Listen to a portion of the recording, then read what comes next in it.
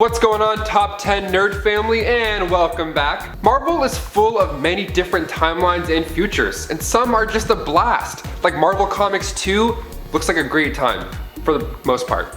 Doctor Strange and the Multiverse of Madness is just around the corner, which I'm sure will be a great time to show other characters finally make their highly anticipated appearance. Then we see some alternate futures, and we hope our world never resembles them even in the slightest bit. So here to break down a list of some of those grim timelines, I'm Taylor McWatters, and here are the top 10 dark alternate Marvel futures. Kicking off the list at number 10, we have Days of Future Past. Taking place on Earth 811 in the Uncanny X-Men 141 and 142 back in the early 80s. Written by Chris Claremont and John Byrne, this was of course the inspiration behind the major motion picture with the same name, released in 2014. The movie, first of all, is my favorite X-Men film of all times, and the two-parter comic sure does deliver the goods. So right off the hop, we see this dark world divided by three classes of people. We have H for humans, clean of the mutant gene, A for anomalous human, so a normal person possessing mutant genetic potential, and of course M for mutant.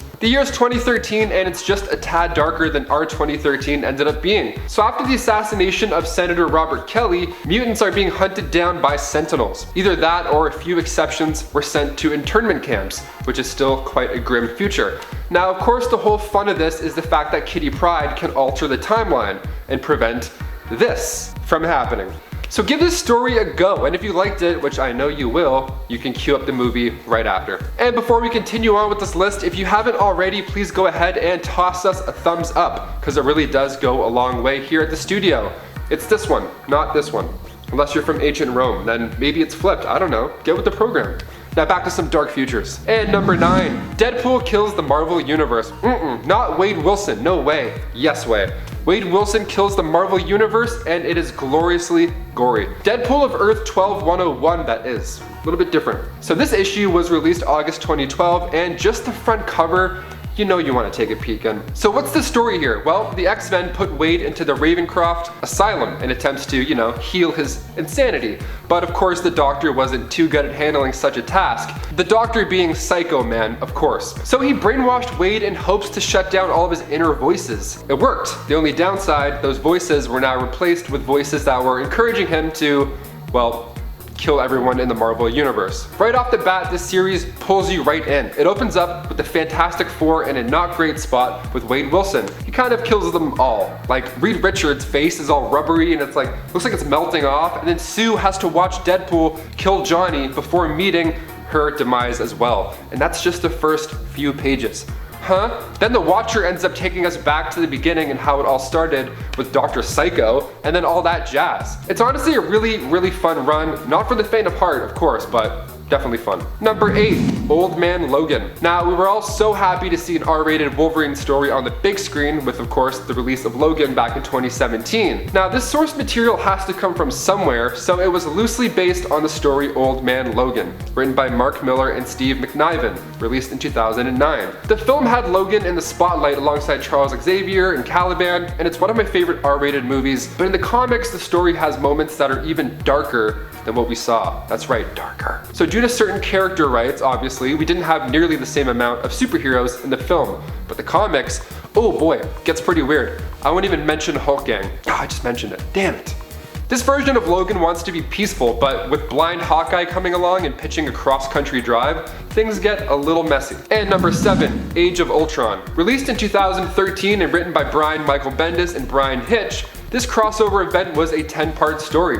And with the Avengers Age of Ultron movie released just 2 years later, it was pretty popular in sales. The story starts off with a bang. We have Hawkeye's perspective, and he's actually on his way to try and rescue Spider-Man. And the world isn't looking too good. We have Ultron's return, and his Sentinels are guarding the streets. Are there others? Spider-Man asks. Not enough, Hawkeye responds. Guys, honestly, this story is incredible. It really makes you love Hawkeye even more. Like, the amount of characters used in this seems like it's almost overwhelming at first, but with the world being in peril, there's like this calm but urgent energy that's trickled throughout the pages, and it actually makes it really tough to put the book down. Even going back and referencing a few parts, I just ended up reading the last like 7 pages. I was like, what am I doing? I'm gonna be late. There's this really cool monologue type conversation that Peter has in the 2nd issue, and you see him explain his perspective, like how he woke up and the world was just gone to shit. and it's done really well. And then it kind of pulls back and you see the remaining superheroes, and there's not that many. Number 6, 2099. Published in 1992, this is the future where we all got cool costumes. And of course, the future has to be shiny and metallic. Didn't any of you watch SpongeBob?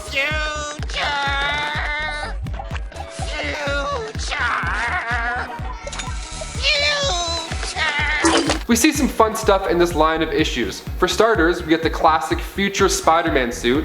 So fans who stuck around until the very end of Spider-Man Into the Spider-Verse were treated to a nice little 2099 Spider-Man voiced by, of course, Oscar Isaac. The sequel is going to crush it, oh my god. So we see, of course, future versions of your favorite characters as well, like Dr. Doom, who actually becomes the president at one point, which is super neat. Just the guy you want as a president. The most notable part of this future is Spider-Man's point of view. His run, of course, starts with Spider-Man 2099, and it's always a good time to see what people think the future will look like. It's always shiny and blue. For some reason, everything's always blue in the future. It's just like boring and blue and like kind of shiny. I don't know. Number 5, Hulk Future Imperfect. Seeing our heroes grow up on screen and on the page is a wonderful, wonderful thing, usually. Seeing Old Man Cap at the end of Endgame made my throat tighten up so fast. I felt like I was gonna cry like out of my neck. It was the weirdest. I was holding back. I got all my friends there, big 3D glasses, and I'm like, don't cry, man, don't do it. I loved that story arc. But what about other characters living out their days, like the Hulk? Well, making his first appearance in a vision in the Incredible Hulk Volume 2, issue 401, Maestro was the main antagonist in the Future Imperfect storyline. The story takes place about 100 years in the future after a nuclear war put the planet real close to extinction. So an alternate future version of the Hulk, Maestro, had been absorbing all this nuclear radiation the entire time and ended up becoming like the strongest thing on the planet. Massive increases in strength and anger, plus the brains of Banner, made him pretty unstoppable. It's beautiful, but so scary. You gotta check it out. Number 4, World War Hulk. Again with the Hulk. This one is pretty wild. So Thor Ragnarok was loosely based off the Planet Hulk storyline. Loose in a sense because the comic didn't end up going so well. So on Sakaar, in the comics, the rocket that he arrived in ended up blowing up, causing casualties that left the Hulk, you know, angry. So what did he do? Well, he heads back to Earth and thus begins this World War Hulk storyline. The 5-part issue released in 2007 by Greg Pak. And this is a very dark but very fun version of the big green guy. He just destroys everybody, all the heroes that Earth has come to love, just in the path of this very aggressive, angry beast. It's crazy. He locks the Illuminati in Madison Square Garden and makes them fight to the death. I mean, I'd definitely pay for that. Nowadays, with movie theaters being closed, I'd pay for anything. Let's go. I mean, once you spend enough time on Sakaar, it becomes second nature anyway, so whatever. In the first issue of this series, you see Iron Man in his Hulkbuster armor, and he uses repulsors to accelerate his punch, which is something Iron Man can be seen doing in the MCU. I like when they keep small details. Just adds to it, you know? It makes it a bit more fun. So make sure if you haven't already to grab all 5 issues of the 2007 World War Hulk story because it's a treat. Number 3, Marvel Universe vs. the Punisher. I began this list talking about Deadpool, trying to kill the entire Marvel Universe, but what about the other ruthless killer, Frank Castle? This 27 miniseries written by Jonathan Mayberry and Goran Parlov shows the entire world somehow even crazier than our world today. See, everybody on Earth has turned violent due to this biological weapon. So right on the front cover, we see this. We have all of our heroes drooling like they're cannibalistic creatures. So it's up to the Punisher to walk around and save the lucky few who are not infected. Number 2, Age of Apocalypse. This epic 38-part crossover is one for the books. With a combination of creators on board like Scott Lobdell, Roger Cruz, Joe Madureira, this world we find Professor X's son Legion, but he accidentally kills his dad before the X-Men were even a thing.